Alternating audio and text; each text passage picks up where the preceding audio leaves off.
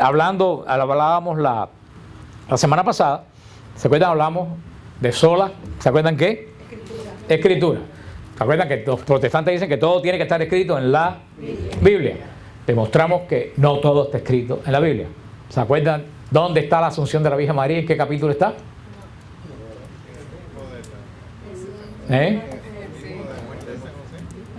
La Asunción de la Virgen María está en el mismo capítulo donde está la muerte de San José.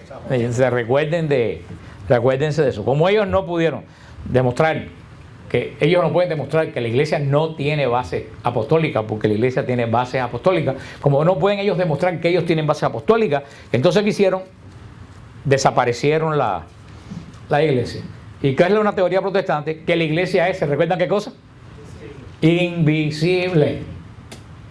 Pluf, como un conejo en un sombrero, desaparecieron la iglesia. Ya que no puedo probar que mi iglesia es la de Jesucristo, ¿qué hago? La desaparezco, abacadabra, y aquí no queda.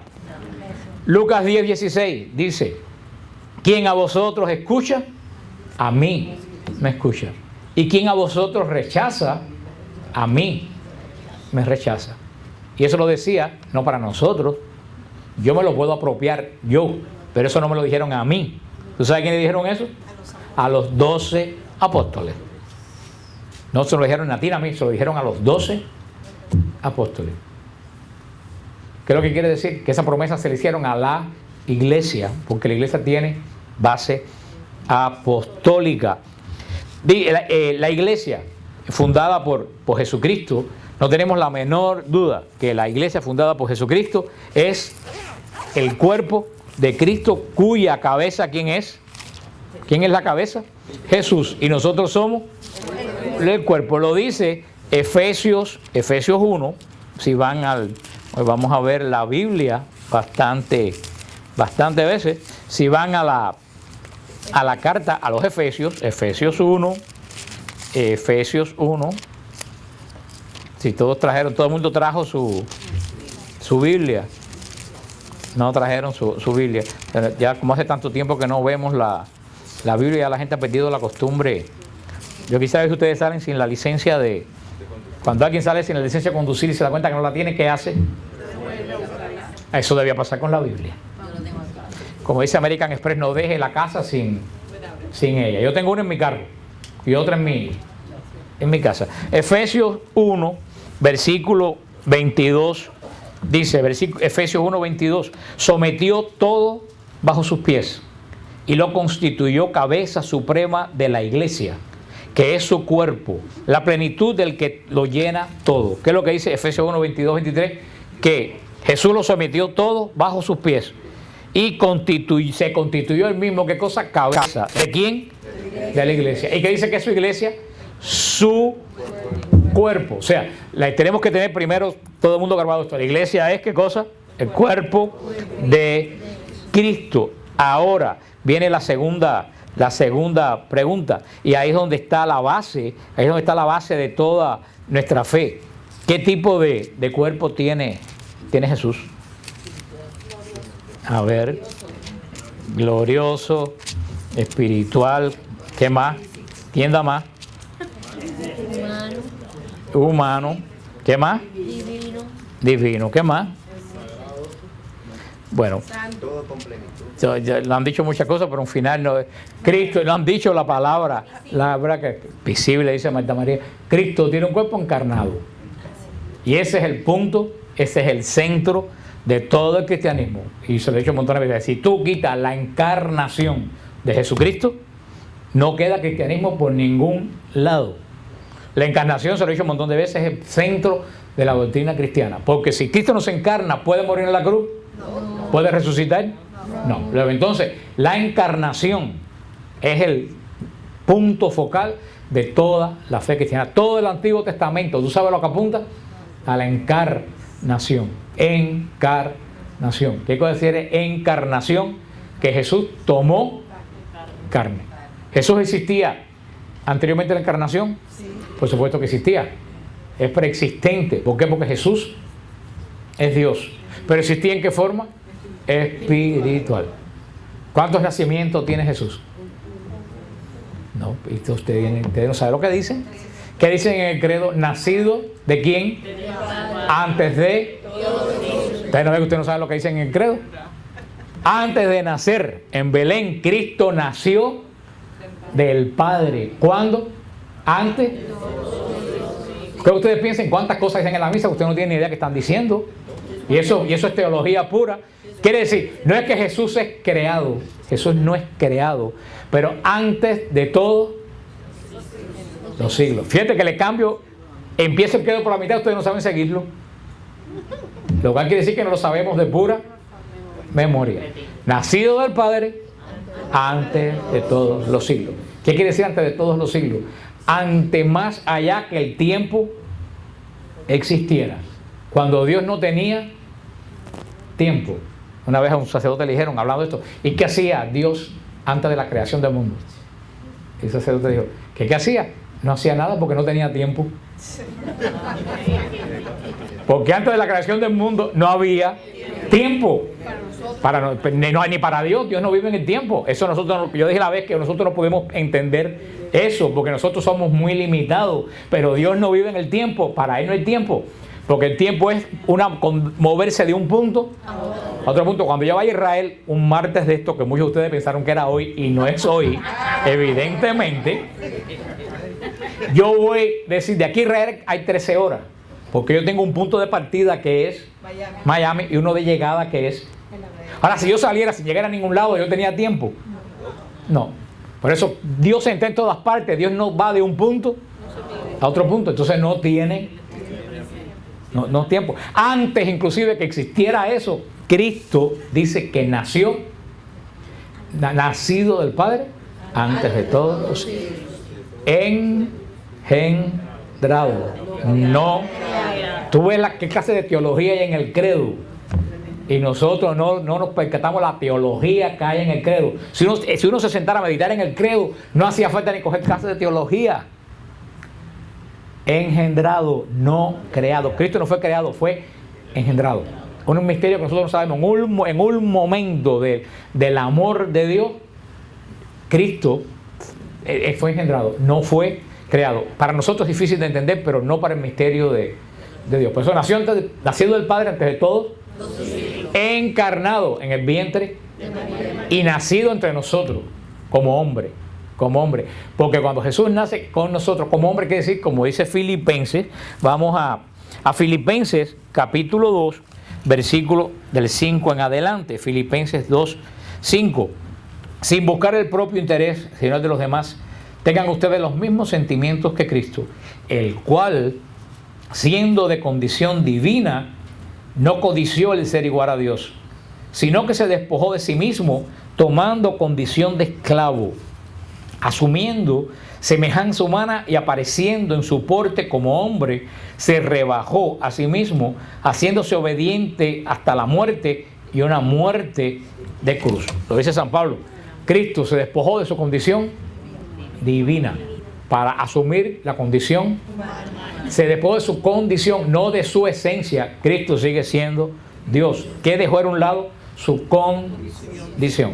¿Cuál es nuestra condición? Por ejemplo, cuando nosotros a lo mejor vivíamos en nuestro país y tú pertenecías a una familia muy distinguida de tu país, esa tu condición era de la aristocracia de tu país, de la burguesía de tu país. Llegaste aquí a trabajar en una factoría.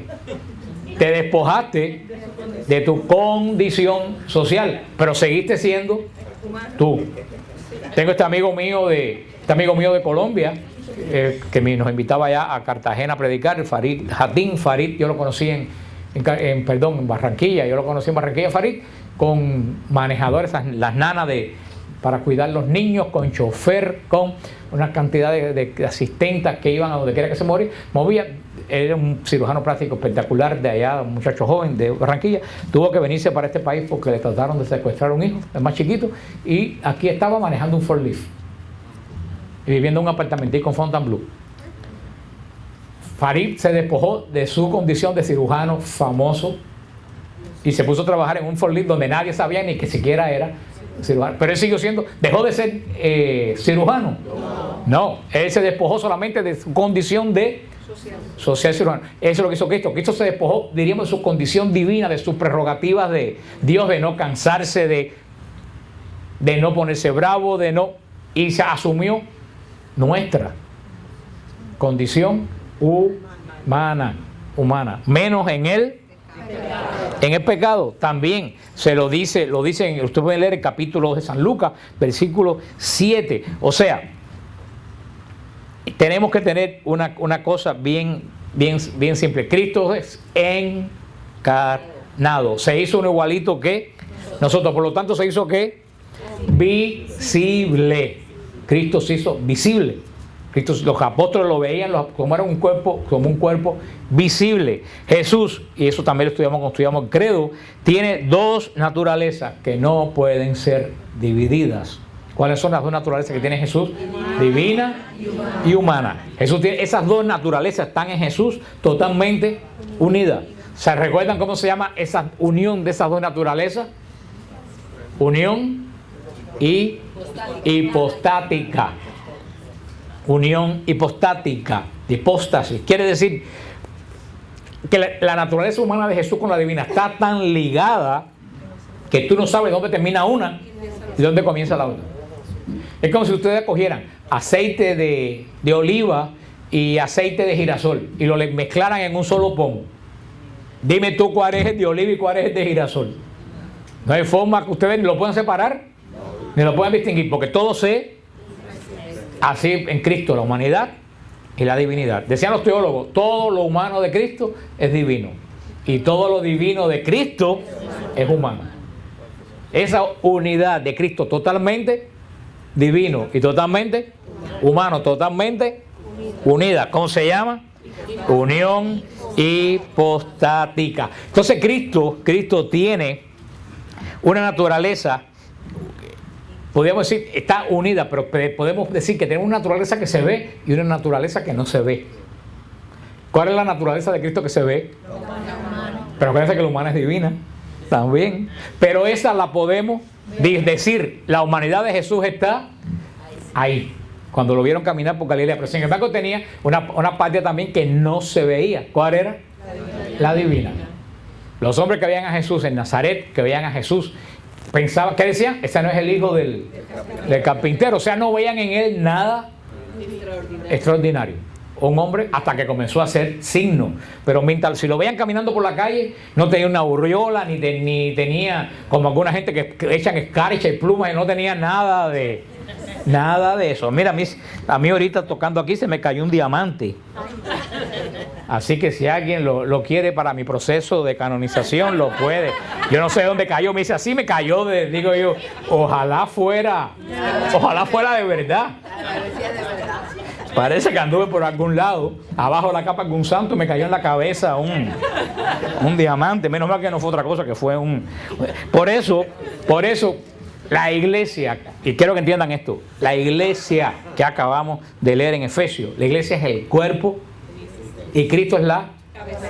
Entonces la iglesia también tiene dos naturalezas, porque Cristo tiene dos naturalezas. Y el cuerpo no puede ser diferente a la cabeza, aunque las cabezas de algunos no tienen nada que ver con el cuerpo. Pero bueno, eso es la parte humana. En la parte divina, si Cristo es la cabeza, el cuerpo tiene que ser igual. Si Cristo, ¿qué es la cabeza? Ahora está hablando espiritual. No quiere decir que la iglesia tiene la cabeza de Cristo puesta arriba. Quiere decir que nosotros, en una forma mística, nosotros somos el cuerpo de Jesús. Así como la cabeza dirige el cuerpo, así Jesús dirige la iglesia.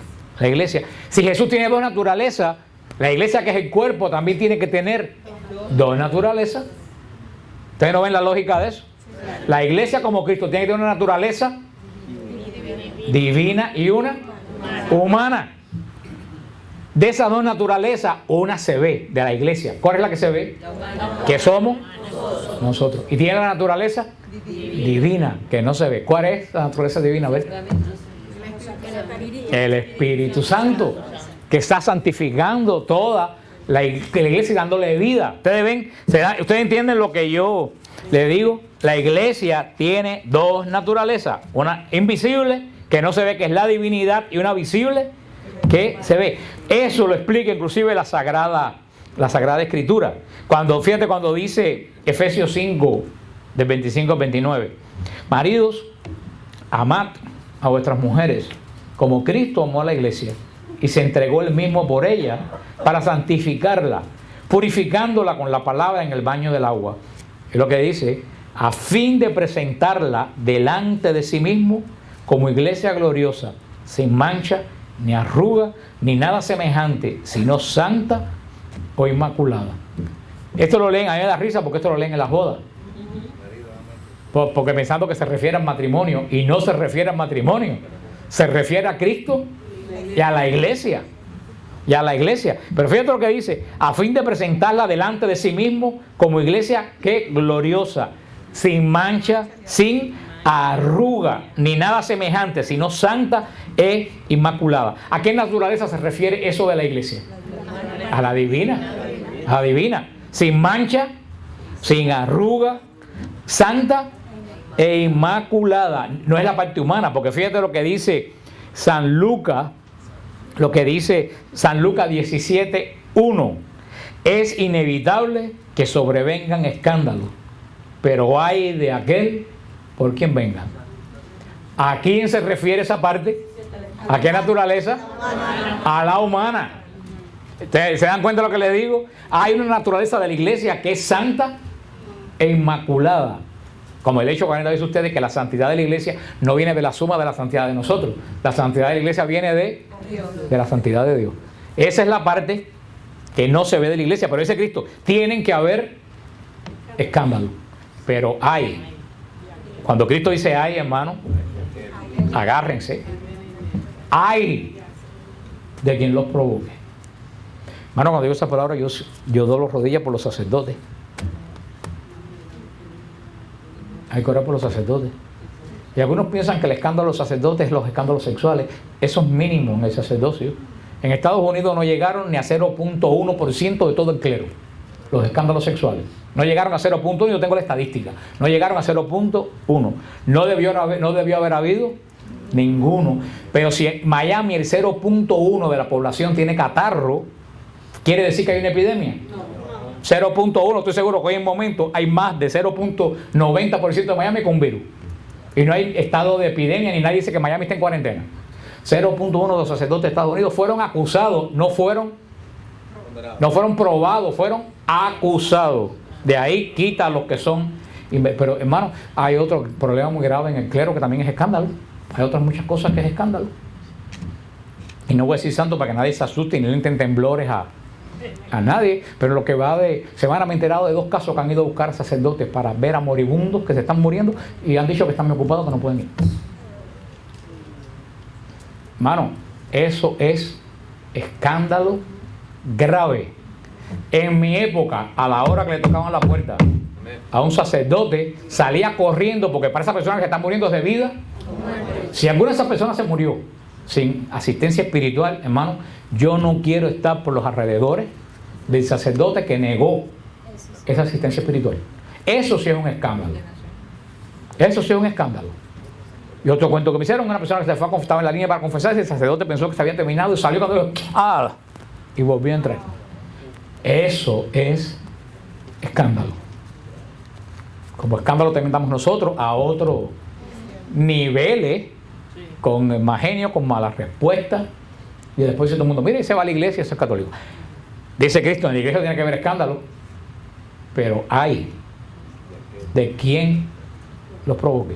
Ahora, el día 10, el viernes, se ordena un muchacho que prácticamente digo que es hijo espiritual mío.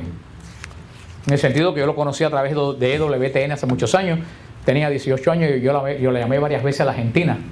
Y al fin entró en el seminario y al fin se ordena el viernes, se ordena el sacerdote. Y tengo otro regalo por ahí que se ordena en noviembre. Pero yo conozco a Alex desde que era un muchachito. Y yo se lo dije. Tú mira a ver, pero tú tienes que ser un sacerdote santo. Y le mandé el texto de Ezequiel, que dice, ay de los malos pastores que se comen a sus ovejas y se alimentan con ellas. Le pediré cuenta pelo a pelo de la oveja que se perdió. Le dije, Alex, lee todos los días este texto.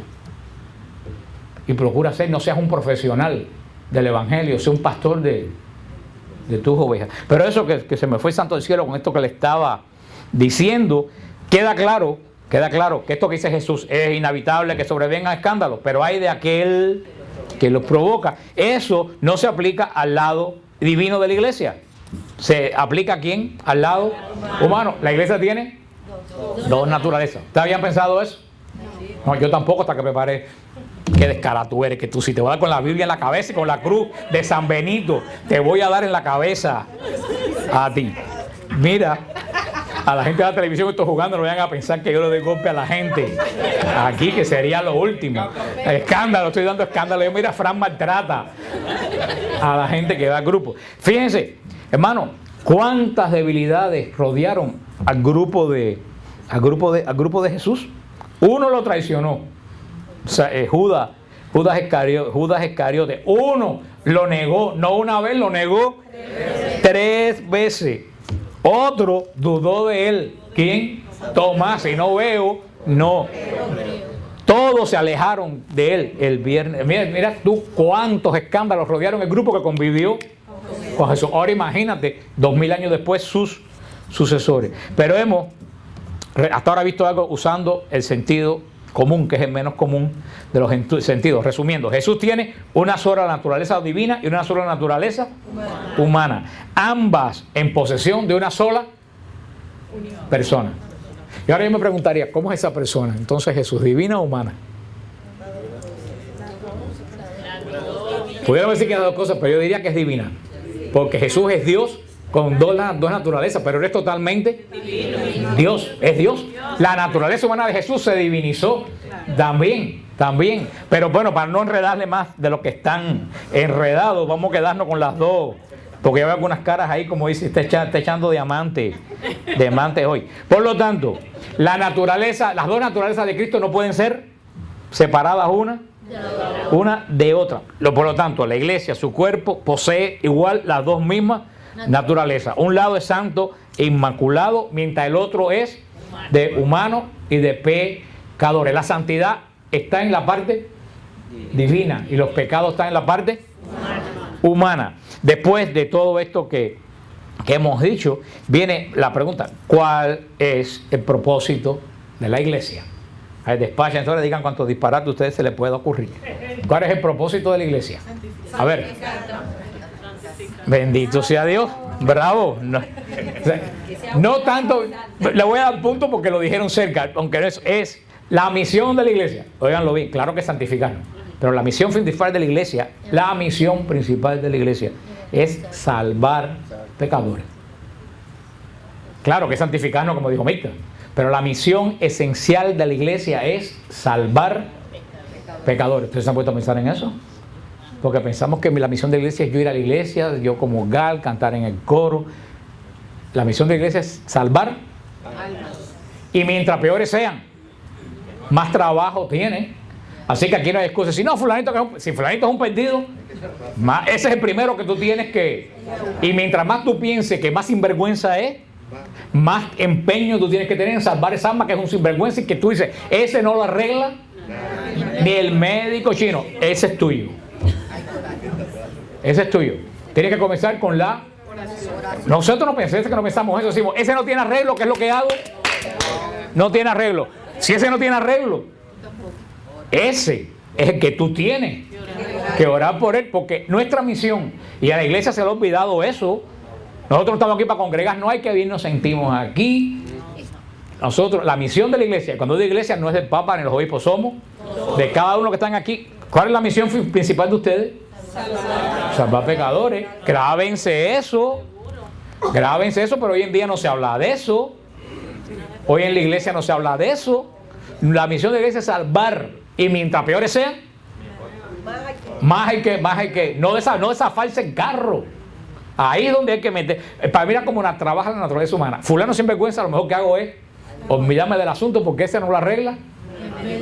No, al contrario, ese es el que tú tienes que... Y si tú sabes que es bien sinvergüenza, el Señor te lo puso para que oraras más todavía por él. Ese es el alma tuya. Y esa es la que tú vas a presentar el día de juicio delante de Dios, cuando todos tus pecados salgan, hasta los pecados que tú no sabes, qué es lo que tú vas a hablar, todo eso. Mira, Señor, todo esto yo Yo los rescaté con mi oración, con ayuno, predicándole y todos eso van a decir, sí, Señor, ella o él lo hizo. Lo hizo. Por eso, ay de aquel. Por eso me pregunto, vuelvo a repetir, yo estoy en las repeticiones como en las clases de Termina en catecismo. ¿Cuál es la misión de la iglesia? Salvar pecadores. Entonces, si la iglesia ahora pregunta, ¿los pecadores son visibles o invisibles? Visibles. Vaya si son visibles. Es lo que más. Tú pones un santo y un pecador y el santo se desapareció. Nadie se fija. ¿En qué se fija todo el mundo? Pecador. Miles de sacerdotes santos. ¿Y en quién se fija la gente? En el sinvergüenza. Vienen y me cuentan a mí, no el que es santo. Me cuentan a mí el que es sinvergüenza. Entonces, ¿cómo la iglesia invisible va a salvar pecadores visibles? Ustedes me pueden explicar cómo invisiblemente se va a salvar a gente que son tremendamente visibles. Lo dice Romanos 10 del 13 al 15. Romanos 10 del 13 al 15. Pues todo el que invoca el nombre del Señor se salvará. Ahora bien, ¿cómo invocarán a aquel en quien no han creído? ¿Y cómo creerán en aquel de quien nada han oído? ¿Y cómo irán sin que haya quien les predique? ¿Y cómo predicarán si no han sido enviados? Hermanos, ¿cómo eso que hemos visto? ¿Qué es lo que hemos visto? Creer, predicar, enviar. ¿Cómo se puede hacer eso? Invisiblemente. No, es que la iglesia es visible. ¿Cómo yo puedo predicar? Yo puedo predicar aquí. Si yo no hubiera venido hoy, yo puedo predicar aquí invisiblemente. ¿Usted imagina que yo mandara mi espíritu a predicar hoy aquí y me quedara en mi casa? No, que no hubiera nadie aquí. El punto que yo les quiero hacer llevar esto. No. Pero es que es verdad que no estoy. Parece que estoy jugando, pero no estoy jugando. Yo no estoy haciendo chiste, aunque parece que estoy haciendo chiste. Yo estoy llevando a ustedes a pensar que la iglesia es altamente visible, porque tiene funciones que son visibles. Porque si esas funciones no son visibles, no llegan a los demás, porque hay que orar para que los pecadores se conviertan, y para eso están las monjas de clausura orando por la conversión de los pecadores. Pero para que esos pecadores se conviertan, tiene que haber alguien visible que vaya y le transmite la oración que ellas están haciendo, porque si no, Cristo no hubiera dicho vayan por el mundo predicando el evangelio, porque tiene que haber, como dijo el Papa, son los dos pulmones de la iglesia, una que ora y uno que predica. Alguien que le falta alguno de los pulmones puede vivir, pero vive medio cachicambiado. No puede hacer lo mismo que hace una persona que tiene los dos pulmones. Eso le pasa a la iglesia cuando falta uno, otro. La oración o la predicación. Ni uno ni otro, es una combinación de los dos. Por eso la iglesia tiene predicadores visibles. ¿Los apóstoles eran invisibles? ¿Predicaban en iglesias invisibles? De que San Pablo dijera, voy a escribir la carta, epístola a la iglesia que no se ve. Para ustedes tiene sentido eso que yo le estoy diciendo. La palabra iglesia, eclesia, se menciona 74 veces en el Nuevo Testamento solamente. Iglesia, eclesia, se pronuncia 74 veces. En el Antiguo Testamento, la palabra usada para iglesia era asamblea. No existía la palabra iglesia, era la palabra asamblea. Se pronuncia 110 veces la palabra asamblea en el Antiguo Testamento. La palabra congregación se pronuncia 330 veces en el Antiguo Testamento. Ahora, para los creyentes de la Biblia, de la sola escritura o de la Biblia solamente, como dicen los protestantes, la palabra invisible. Si creemos en la sola escritura, hablamos la semana pasada, si creyéramos en la sola escritura, la Biblia tenía que hablar de qué cosa. ¿Ustedes creen que tenía que hablar la Biblia? ¿De iglesia qué? Invisible. Porque ¿qué dice la sola escritura? Que todo tiene que estar escrito aquí. Según ellos, la asunción de María no pasó porque no está escrita aquí. Lo que entonces, siguiendo esa forma de razonar, si la iglesia es invisible, este libro debería decir que la iglesia es invisible. invisible. No hay un solo versículo de la Biblia que se encuentre la palabra invisible ligada a la palabra iglesia. La palabra invisible aparece en toda la escritura en 7 versículos. Aparece la palabra invisible y ninguno está ligado a la iglesia. Si lo quieren anotar, la palabra invisible está en Romanos 1:20, en Colosenses 1:15, 16, en Primera de Timoteo 1:17, en Hebreos 4:13, 11:3 y 11:27. Búsquenlo. Nada tiene que ver.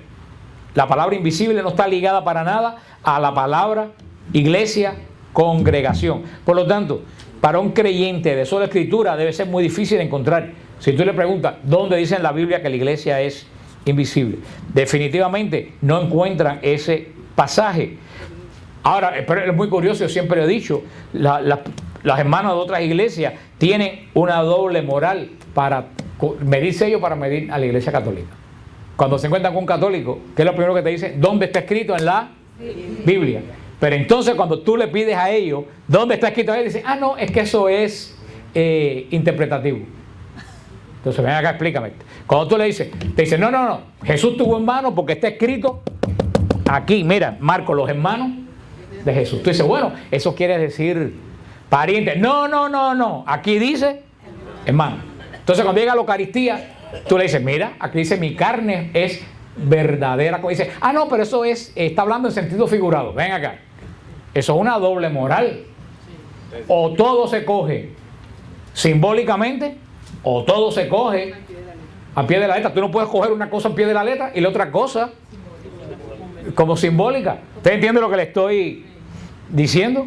Y que eso pasa también con la sola escritura referente a la iglesia visible o invisible. Tenemos que tener bien claro, aunque seguimos la semana que viene, el concepto protestante.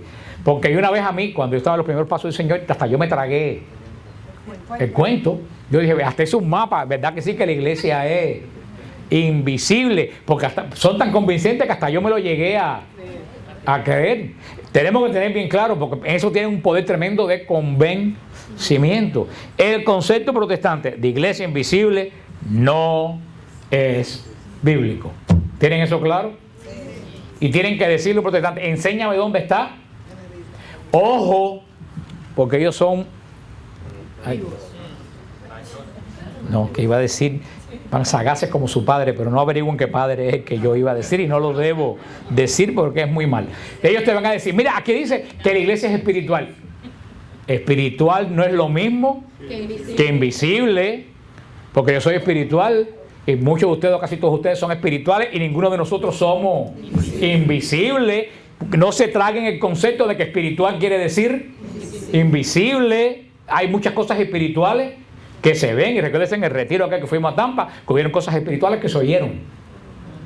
Luego, entonces una cosa no quiere decir la otra. No solo el concepto de invisibilidad de la iglesia, no solo no es bíblico, tampoco es histórico, no es en absoluto histórico. No existe ningún documento de los padres de la iglesia, ningún documento de los primeros 1700 años de iglesia que diga y mencione en ningún lugar que la iglesia es invisible. Una iglesia invisible, ¿qué es lo que quiere decir? Es una iglesia que no tiene gobierno. Ahí es donde viene el punto. Ellos dicen que la iglesia es invisible para decir que no está sometida a ningún gobierno. Entonces, si la iglesia no hubiera estado sometido a un gobierno desde el siglo I, el cristianismo ya hubiera desaparecido. Basándose en algo que dice la Biblia, que yo repito mucho. Dios es Dios de orden. ¿Y cómo se va a mantener el orden cuando no hay una cabeza que la mantenga? Van a decir, la cabeza es Cristo. Ay, Señor. Claro que yo creo que la cabeza es Cristo, pero basándose en el contexto de ello, entonces hay 34,000 cabezas diferentes y cada cual hablando para el cuerpo de Él. O para el cuerpecito de Él. No se puede decir en absoluto que nadie puede gobernar una iglesia invisible. Jesucristo estableció definitivamente un cuerpo visible. visible. Y eso es muy sencillo. Jesús podía haber hecho la redención solo. Él solo necesitaba algunos de los 12 inútiles que se buscó, bueno, 11. Necesitaría los 11 inútiles que se buscó para la redención. Si a la hora de la redención lo dejaron solo. Dime tú, Jesús no necesitaba para nada a los 12 apóstoles, ni a Juan no necesitaba. ¿Para qué necesitaba Jesús a los 12? Para fundar su iglesia. No para redimirla, para fundar su iglesia. Porque la iglesia sí es visible. Y por eso tuvo que buscarse un grupo que fuera visible para cuando él se fuera a interceder delante del Padre, dejar un grupo que fuera visible. Y ese grupo visible tampoco le dijo, arriba, a predicar, a fundar la iglesia por ahí. Le dijo a los 12, tú eres Pedro, y sobre esa piedra, y las puertas del infierno no podrán prevalecer contra ti. Y le dice, antes de subir a los cielos, apacienta mis ovejas, apacienta mis ovejas, apacienta mis ovejas. O sea, dejó una iglesia visible con una cabeza visible que tiene que responder delante de él.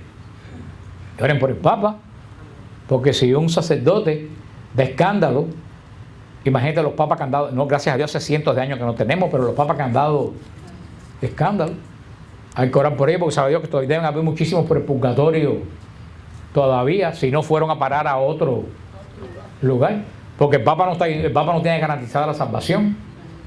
El Papa es un ser humano delante, no se equivoca en moral y en fe, pero personalmente se puede ir para el infierno como cualquier otro, y con más facilidad que todos nosotros. ¿Por qué le van a pedir cuenta? De toda la iglesia, mientras que a nosotros vamos a pedir cuenta de los 4 o 5 que nos rodean. Por eso, en Juan 14, 16, 17, lo que acabo de decir, Juan 16, 12, en Hechos 20, 28, Cristo hace una iglesia apostólica que es, fíjate si es así, que cuando se ahorca Judas, se podían haber quedado los 11, ¿no es cierto? ¿Y por qué inmediatamente qué es lo que hacen? Eligen un sustituto por el que se ahorcó. Mira tú si es visible. Porque hubieran dicho, bueno, los no se ahorcó, bueno, nos quedamos. No, ellos sabían que Pentecostés, que el comienzo tenía que ser 12, porque 12 eran las tribus de Israel. ¿Y las tribus de Israel eran invisibles? A ver si yo voy a un país invisible ahora cuando vaya el avión aterriza y no vea nada. Si Israel es visible, la iglesia es visible. Si Israel tenía orden, la iglesia tiene orden. Vamos a seguir con este tema, que está interesante o no está interesante. Es un tema muy interesante, de lo cual no se habla mucho y que nos hace pensar. Pero recuerden hoy que aprendimos una cosa que ustedes no habían pensado. La iglesia tiene 2 naturalezas, una humana como Cristo. En la humana está nuestro pecado, en la divina está. Pero así como en las 2 naturalezas de Cristo no se pueden separar, en la iglesia tampoco se puede separar la naturaleza divina de la humana, porque todos somos pecadores y tenemos el Espíritu Santo. Y en mi vida, espiritualmente yo puedo separar el Espíritu Santo de mi pecado, pero yo como ser humano no puedo separar el Espíritu Santo. Todo está metido aquí adentro en una batalla a ver quién gana. Cada uno de nosotros tenemos esa batalla, porque en nuestra vida tampoco está separado lo humano del Espíritu Santo que mora en nosotros. ¿Entendieron eso? Sí. ¿Alguna pregunta sobre esto? Sobre esto, no sobre Judas ni sobre nadie, sobre esto. ¿Alguna pregunta sobre esto? ¿Quién reemplazó a Judas? Matías, se me agarraste desprevenido. Matías, y el criterio es muy interesante. El criterio que dicen buscaron para elegir a Matías fue que fuera testigo de todo lo que hizo Jesús desde el principio. No fue uno que llegó ayer y dijeron, mira esta buena gente, vamos a hacer la apóstol. No, tenía que haber conocido a Jesús desde el mismísimo principio y estar ahí. Por eso eligieron a Matías, que sustituyera a Judas. ¿Cómo es que se llama esa unión? Hipostática. Hipóstasis quiere decir unión en griego. Por eso hipostática quiere decir la unión de las 2 naturalezas de Jesús, que no se puede separar una de otra. Es lo que mucha gente no entiende. Es lo que a veces yo digo, yo no sé cómo yo se lo puedo hacer explicar a la gente. Cuando antes Jesús encarnarse era totalmente espiritual, divino espiritual. Se hace humano, siendo también divino. Pero en el momento de hacerse humano, toda la humanidad de Jesús se divinizó. ¿Usted entiende lo que le quiero decir? Y toda la divinidad de Jesús se humanizó. Por eso, cuando dicen los protestantes, no, porque María es la madre de Jesús, pero no es la madre de Dios. Digo, pero ¿cómo puede ser María la madre de Jesús y no ser la madre de Dios si Jesús es todo humano, pero es todo divino? Jesús, desde el primer momento de la concepción, ya Jesús era totalmente, desde que había una célula nada más ahí, y esa célula era totalmente humana y totalmente divina. ¿Cómo tú vas a decir que María es la madre de Dios? Y que quien parió María fue verdaderamente... Ellos dicen, no, es la parte de Jesús, como si Jesús fue... Y eso es una herejía. Hay una herejía sabelialismo del siglo III que decía que Jesús era un cascarón humano donde la divinidad se metió adentro. Vaya, que era un hombre que el espíritu fue reemplazado como una posesión. Y entonces decía que antes de la cruz la divinidad se fue y murió Jesús hombre. Por eso es que el concilio de Éfeso dice, no, María es la Teotocos. María es la madre de Dios. Cuando María pare, hay gente que dice, ay, que no, que la palabra técnica es parir. Dar a luz, María no es un foco. No, eso es un eufemismo que se ha puesto para decir, la palabra parir no tiene nada de feo, porque es una palabra bella. Cuando María parió, han dicho, ay, pero María parió. Cuando María parió a Cristo, parió toda la segunda persona de la Santísima Trinidad en cuerpo, sangre, alma y divinidad. Eso es lo que ellos no acaban de... No es que la iglesia diga que María creó a Dios. La iglesia no dice que María creó a Dios. Dios es preexistente. María engendró. Es la única vez en la humanidad, en la historia del cosmos, que Dios se hace uno como a nosotros. Eso, por eso, pero y cuando Jesús resucita, y eso es la belleza cuando Jesús resucita como Dios, vuelve a asumir su dignidad de segunda persona de la Trinidad con toda la prerrogativa de adoración de los ángeles, de la iglesia, pero sigue siendo hombre. Por eso cuando Jesús entra delante del Padre después de la ascensión, es primera vez que un hombre entra al lugar donde nadie había entrado, a la presencia de Dios. Quiere decir que nosotros tenemos un embajador tenemos uno que es igualito que nosotros, que entiende lo que es estar frustrado, porque Dios Padre, aunque lo sabe todo, no puede entender el pecado. El pecado es ajeno a Dios Padre. ¿Ustedes se han puesto a pensar eso? En Dios no hay pecado. La muerte, ¿cómo Dios va a entender la muerte si en Él no hay muerte? Por eso Jesús no hace pecado. Jesús carga el pecado. Él carga el pecado. Jesús no cometió pecado, pero sufrió las consecuencias. Cuando uno comete pecado y uno tiene conciencia espiritual de quién es Dios en tu vida, ¿cómo tú te sientes después? Tú dices, no tengo arreglo, yo no sirvo, ¿cómo yo fui capaz? Esa angustia la sintió Jesús en la cruz sin haber cometido pecado. Esa angustia, no tú, la angustia de toda la humanidad. Si tú con tu pecado no puedes, imagínate que Jesús en la cruz, por eso que gritó, ¿por qué me has abandonado? Porque Cristo sintió el abandono que siente el pecador cuando cree que ya lo que hizo no tiene remedio. O sea, ese que entiende lo que es sentirse frustrado, lo que es ponerse bravo y botar a puntapié a la gente de un lugar, lo que es cuando está frustrado, que dice, hasta la zorra tienen una madriguera y yo no tengo donde recostar la cabeza. Cuando le dice a los apóstoles, pero ni un minuto ustedes han podido orar conmigo. Ahí tú te notas que esta es la humanidad. Una persona que siente todo eso, ¿está dónde? Delante del trono de Dios. O sea, Dios no es ajeno a lo que nosotros sufrimos. Podemos decir, Dios está allá arriba y no... Cuando tú le dices, Señor, mira cómo estoy enfermo, tengo cáncer. Cristo va a decir, bueno, tú tienes cáncer, pero te vas a morir en un hospital con aire acondicionado, con morfina y con sábanas blancas. Pero yo morí en la cruz sin poder recostar la cabeza al madero. Dime tú si no te va a entender. Y ese entendimiento de Jesús es lo que hace la oración de Jesús delante del Padre poderoso, que ya Dios no es ajeno al hombre. Dios se hizo uno igualito que nosotros, y nos entiende a través de Jesús. Esa es la unión hipostática. Jesús resucitado, resucita como verdadero Dios y como verdadero hombre. Jesús no deja de ser humano resucitado y sube al cielo siendo totalmente humano y totalmente divino. ¿Entienden eso?